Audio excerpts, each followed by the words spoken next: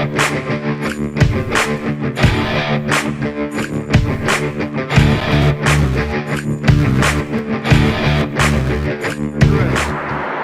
to screw it right down to it. I've been doing that in this area 26 years, and I did it in Austin and Jasper, Texas. You go back 30-something years, and I've never heard of the issues that where the slip sheets are needed so that it causes grief. When I say I've never heard of it, we've never had an issue. The problems get to be when you start stripping. Or if I was doing that metal roof over there, you couldn't fasten to that metal, and I'll show you another metal roof that is an example of that. You couldn't fasten to that metal, it'll pull out. The screws don't hold, and so on and so on. So what you do is you strip it with 1x or drywall thinner, through the metal into the rafters, so now you don't have any movement if you got something solid to fit to.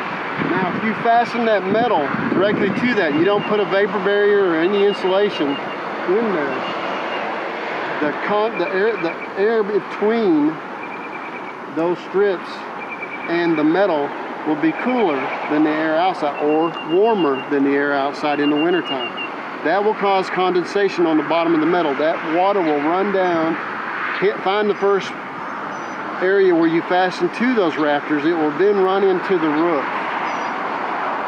That's because of that air space having a difference in temperature directly between the metal on the outside and the inside. This will not have that gap. And the vapor barrier itself is the plastic. The shingles.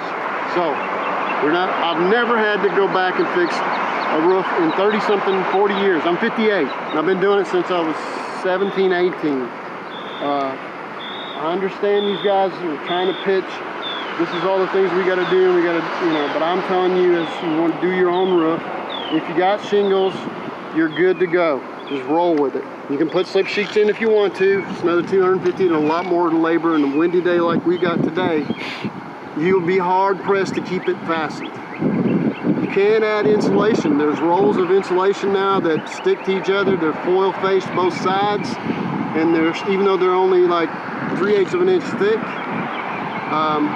they can insulate up to an R16, I think. So it's really good. They're using it on metal buildings a lot, and I've incorporated it into several of the houses that I put metal roofs in. We're going to do this one, and we'll try to educate you as we go along.